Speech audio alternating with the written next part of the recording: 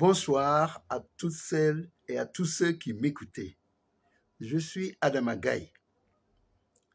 Je me permets de solliciter votre attention pour partager avec vous une information qui mérite, à mon avis, d'être connue de tous et de toutes.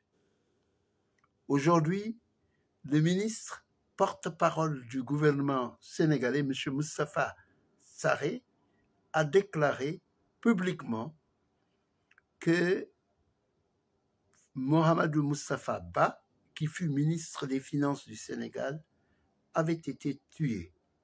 Je répète que Mamadou Moustapha Ba, ex-ministre des Finances de l'ancien régime du Sénégal jusqu'au mois d'avril 2024, avait été tué. Si vous vous souvenez très bien, c'est exactement ce que j'avais indiqué de façon allusive lors d'une interview que j'avais faite le 20 novembre 2024 sur une chaîne de télévision sénégalaise. Dès le lendemain, les services de sécurité de l'État du Sénégal m'avaient convoqué et m'avaient reçu le 22 novembre. À la suite de cette audience et de cette audition, j'avais été mis en garde à vue pendant 72 heures pour avoir simplement dit ce que le ministre sénégalais des petites et moyennes entreprises, je crois, mais surtout porte-parole du gouvernement, donc parlant au nom de l'État du Sénégal, a confirmé.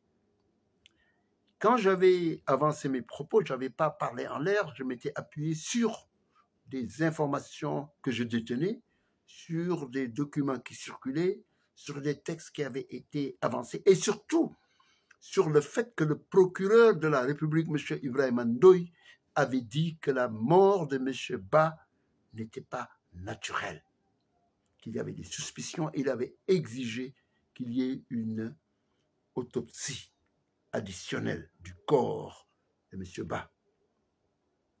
Les membres de la famille de M. Ba, surtout ceux de Nioro, m'avaient aussi sollicité pour me faire part de leur suspicion relativement à cette mort intervenue à Paris au mois, d'octobre 2024. Voilà. Aujourd'hui, l'État du Sénégal reconnaît que ce que j'avais dit était juste.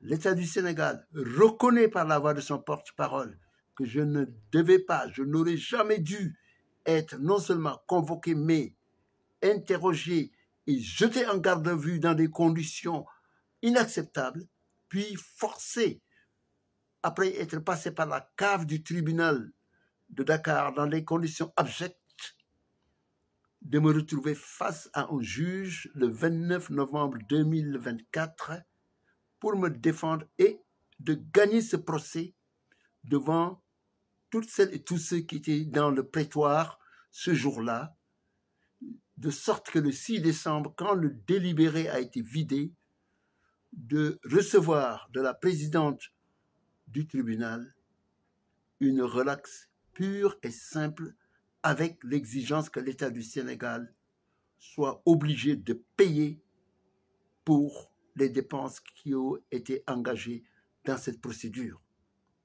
Aujourd'hui, je demande ce que l'État du Sénégal compte faire face à ce qui est une violation de mes droits.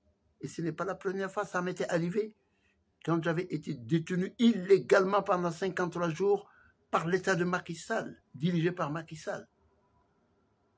Qu'est-ce que l'État du Sénégal compte faire me concernant? Qu'est-ce que l'État du Sénégal compte faire concernant ce procureur, M. Ndoye, qui m'a jeté en prison de façon désinvolte? Qu'est-ce que l'État du Sénégal compte faire par rapport à la déclaration de M. Sarré? Est-ce que l'État du Sénégal va trouver le coupable ou les coupables et tirer au clair cette affaire? Voilà. je tenais à partager cette information. Je ne me bombe pas le torse. Je ne bande pas les muscles. D'ailleurs, je n'en ai pas beaucoup. Et je ne me félicite pas d'avoir eu raison. Mais je veux que justice soit. Parce que ce qui m'est arrivé peut arriver à n'importe qui. J'aurais pu, tous ces derniers mois, me retrouver dans une prison, illégalement arrêté, victime d'un abus de droit. J'aurais pu y mourir. J'aurais pu y attraper une maladie de toutes sortes. Tout ça, seulement parce que l'état de droit dans ce pays qui s'appelle le Sénégal a rendu l'âme. Aussi bien dans le cas de ma détention résultant de mon combat contre le régime de Macky Sall, et qui aurait dû être en première ligne dans les réparations judiciaires dont on parle ces temps-ci, que ces 72 heures de détention et ces attaques au vitriol venant de partout, instrumentalisées par un État qui s'y connaît de cette façon inacceptable de vouloir détruire le caractère ou la personnalité d'un individu.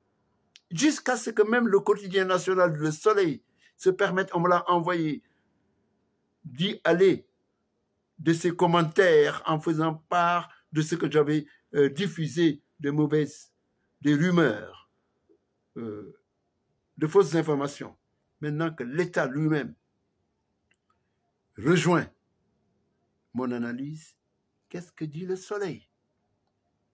J'interroge le peuple du Sénégal, les Sénégalaises et les Sénégalais. D'ailleurs, je vous salue et vous respecte, vous remercie. Vous avez été de mon côté dès le soir de ma garde à vue. On me l'a rapporté. Et je sais que vous l'avez été parce que foncièrement, vous êtes des gens justes. Vous n'acceptez pas l'injustice. Mais sachez que depuis lors, depuis, disons, le 27 décembre 2024, je vis hors du Sénégal et je continue de payer le prix de cette méprise, de cette violation de mes droits. Je ne suis pas là pour me plaindre, je suis là pour me battre parce que ça ne doit plus se faire. Je voudrais vous souhaiter un bon Ramadan pour demander pardon aux musulmanes et aux musulmans et en faire de même à nos frères et sœurs chrétiens parce que c'est aussi le carême. Que Dieu garde et sauve le Sénégal et couvre vos familles respectives.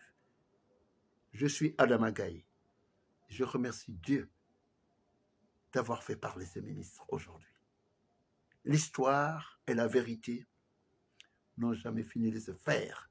Elles se font et n'auront jamais fini de se faire. Et c'est ça qu'il faudrait que nous célébrions tous ensemble. Au moment de la coupure du jeûne ou du carême, je vous invite à lever un verre d'eau, de bissap ou de n'importe quelle boisson autorisée par votre religion pour prier pour nous toutes et tous. Adama Gaye.